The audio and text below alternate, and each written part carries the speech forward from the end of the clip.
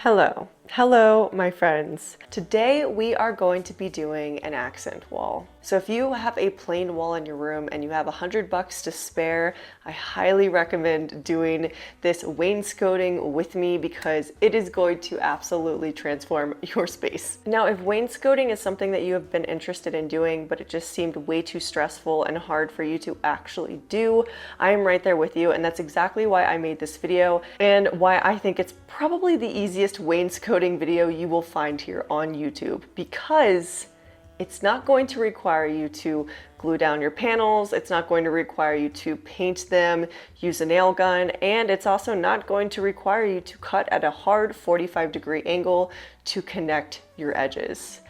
I came up with a hack. So if you don't know what paneling is, take a look around your room right now. Let's start with the floor. So look down to the floor, and if you see a baseboard like this, that is a type of paneling. Or maybe 3 feet up, you have a nice chair molding. That's also a type of paneling. So there are multiple different types of paneling that you will see within a home, and there's also decorative paneling, which you can call decorative wainscoting, whatever you want to call it, it's all the same thing. So that's what we're doing here today. If you are watching this video and you maybe want to do something similar, you can definitely take all of my dimensions and repeat it on your wall as well. I will be posting all of the dimensions in the description box, as well as everything that I used in this video. So if you want to go out and do this yourself, you totally can. And especially if you have a room that is similar size to mine, the dimensions are going to work perfectly. My room is 10 feet by 10 inches. That being said, I'm working with a relatively small space, and therefore I am only doing one accent wall. Because I am doing this accent wall for an old money room makeover, sticking to that classical interior design, symmetry is very important. It's commonly seen, but it's mostly important at a main focal point in your room. And that is going to be my accent wall. So I don't find it necessary to do the panel molding all around the room. I'm just going to focus on this one wall. So let's start with the items you will need. You will need 6 8-foot panels, 12 of these corners, 1 onlay, tape or some other way to apply the panels to your wall, a way to cut your panels. I'm using a hacksaw, a tape measure, and a level. So now that you know all the products that you will need, let's start with the first thing that you need to do before going out and getting these products. The first thing that you need to do is you need to choose a design that you want to do on your wall. There are so many different ways that you can do this, and all you have to do is get on Pinterest and Google decorative wainscoting, decorative paneling, and choose what you think would look cool in your room. For me personally, because I was planning on having a very symmetrical room, my bed in the center and 2 nightstands, I wanted 3 boxes, 1 hovering my bed and 2 hovering my nightstands. I just thought that this would really complement my space well. But I can't decide for you. You're definitely going to have to make that decision for yourself, and then you can move on to the next step. Because I was basing the design based off of my furniture, I placed the furniture in my room and I made the design around those pieces of furniture.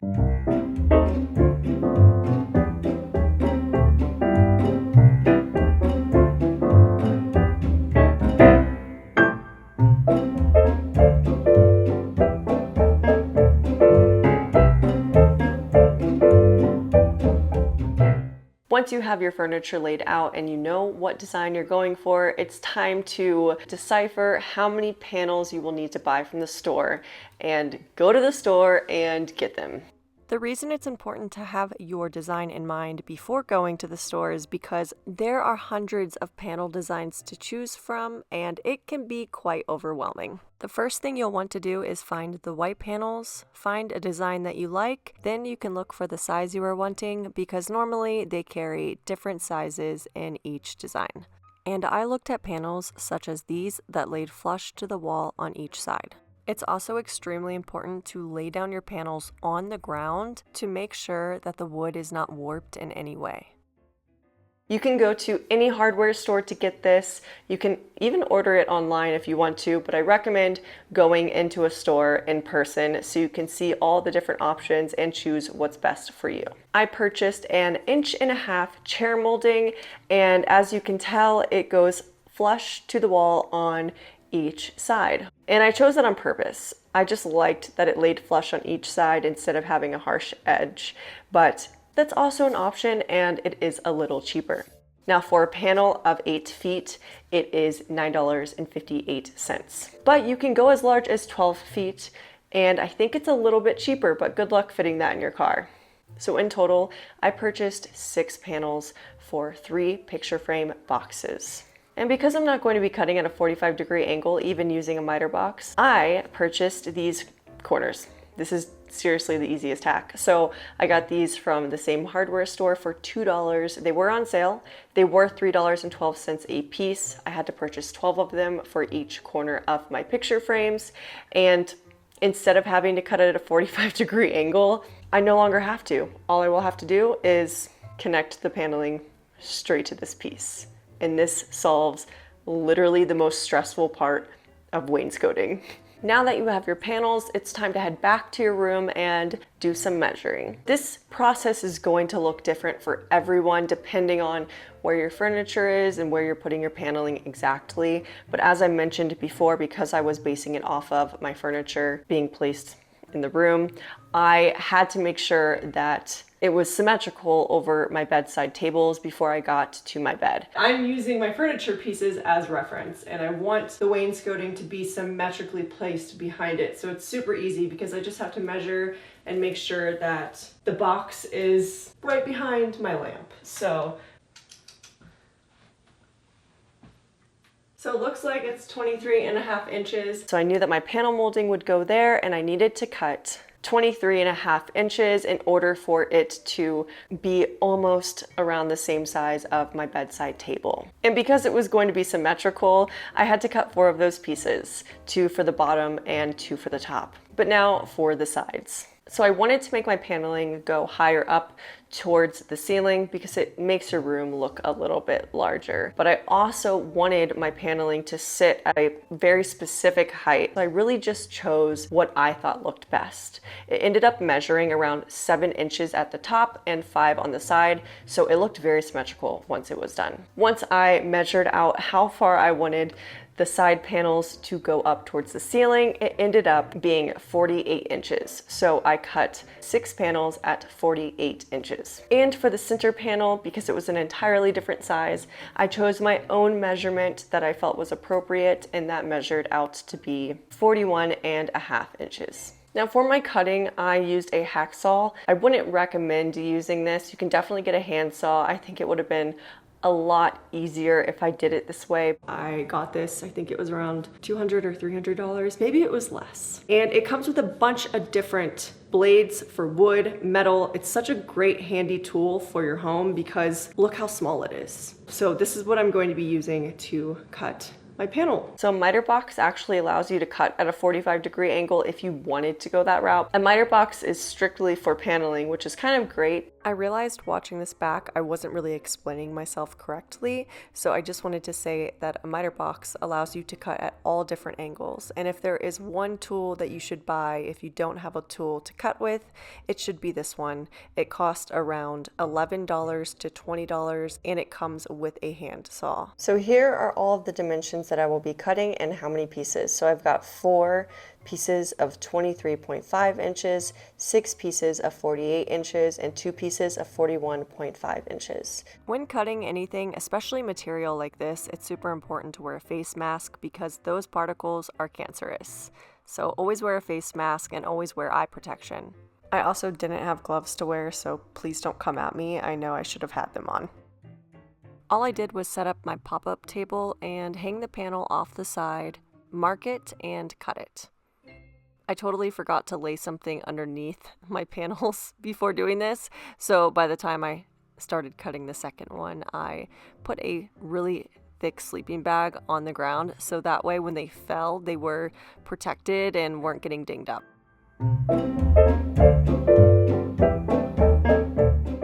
This process of cutting was relatively fast, especially once I realized that I didn't really need to get it perfect because I could easily sand it down.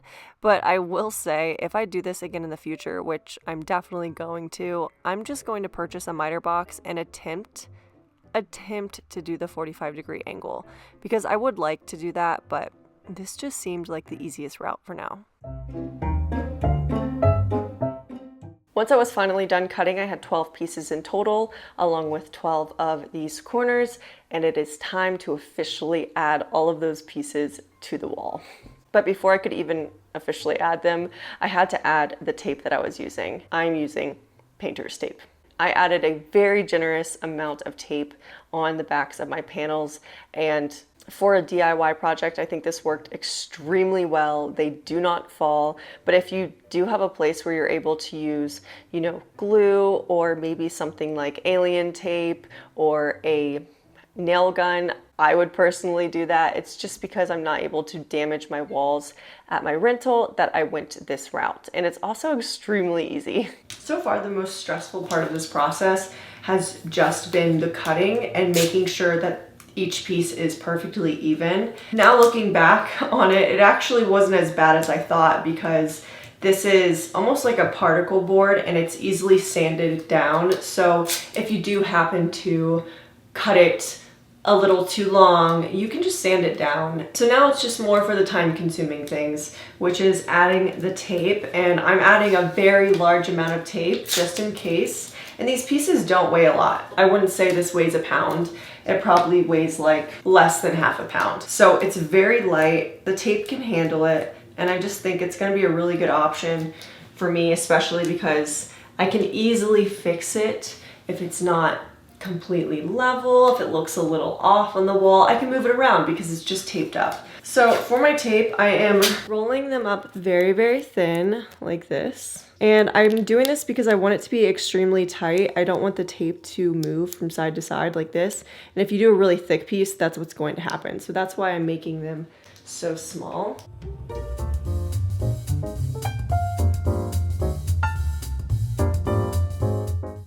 Now, if you're curious about the longevity of the tape holding up these panels, don't worry, I got you. Because I'm posting this video about a week and a half since I applied these panels, I can honestly tell you that all of my panels, except the two center panels on the top and bottom, stayed to the wall perfectly.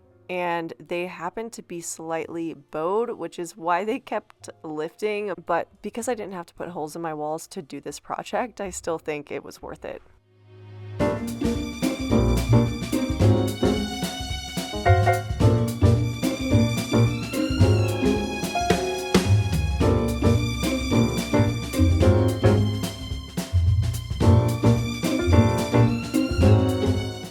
Okay, I just finished all of these. It took about 30 minutes. Once I applied all of the tape to the back of my panels, it's time to put them up on the wall. A lot of work has gone into leading up to this point right here. So the easiest way for me to do this, to make sure everything was level, I started from the left side. I used my phone as a level. Super simple. If you didn't know that you had a level on your phone, now you know, and it worked great.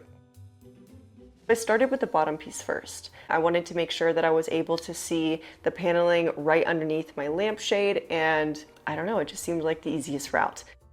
Let me just say, using tape is such a good idea because I was able to move it around in case I didn't place it correctly.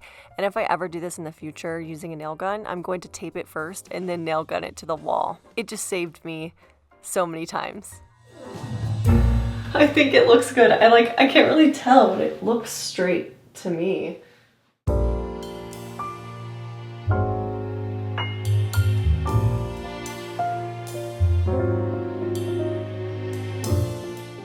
I did the left panel entirely, then using a ruler, I stretched it out to the right side to make that be perfectly level all the way to the other side. There's also other ways that you can do this too, using a like a slap string or using a laser level, which is extremely convenient. I just don't have one. But this is just the way I did it. It worked for me and it was perfectly level when I was done.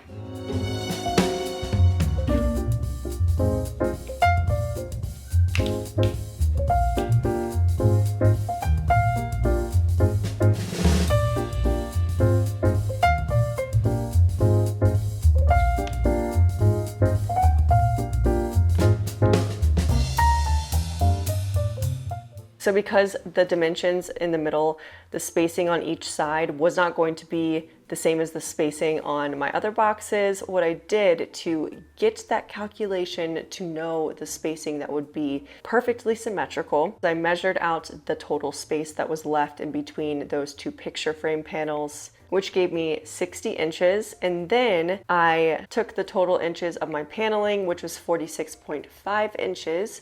I minused that from the 60 inches, which gave me 13.5, and I divided it by 2, which gave me 6.75 inches. So that told me I needed 6.75 inches of space on each side of my panels.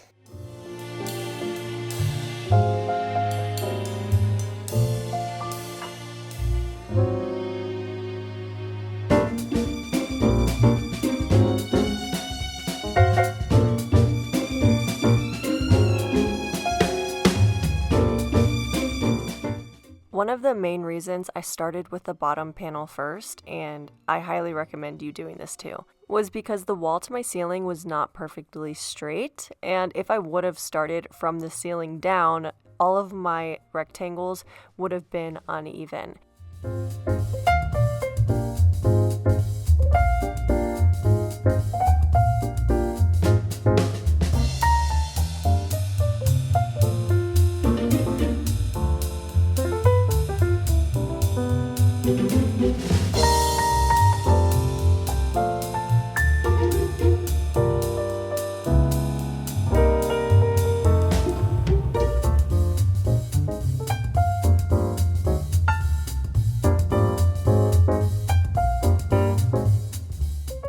Now, if you wanted to add a little something extra to your paneling and make it look a little more embellished, you can definitely add onlays. You can buy those on Amazon, and I purchased that for $12. You have the option to get multiple of these and put them in the center evenly. I see that in lots of photos. It looks beautiful. It looks very elegant. But I'm just going to do it in the center because I plan on putting a bed frame here, and I just thought I'm gonna keep it simple. I'm not gonna put a picture frame there. I think adding this would just be really cool and unique. So that's what I'm going to do.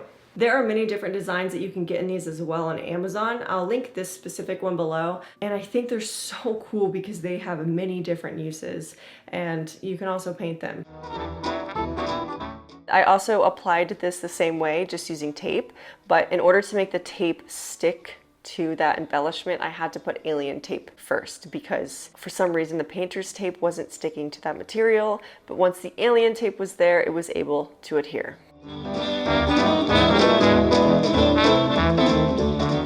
I kind of eyeballed it and then I measured it and it happened to be perfect. I would recommend measuring it though, obviously, if you want to get it right, but I just got really lucky. Okay, we're done. And now for the final reveal.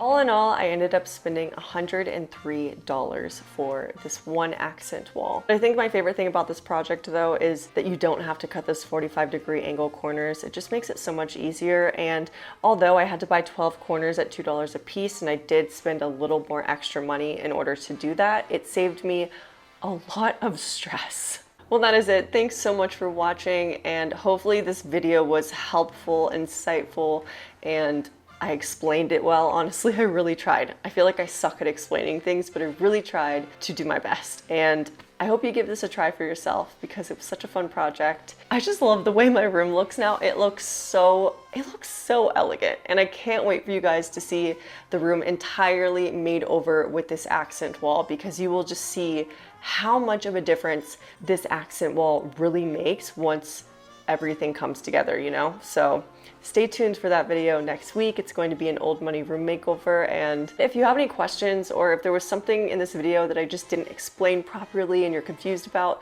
feel free to ask them below. And if I, said any names wrong of anything, I don't claim to know it all. I'm just a girl trying to decorate. I'm just trying to be an interior designer. Anyways, I hope that you guys stay tuned and check out my video next week because I'm like so excited for you guys to see this old money room. I seriously think it's the best work I have done yet. Till then, I'll see you guys next time. Bye.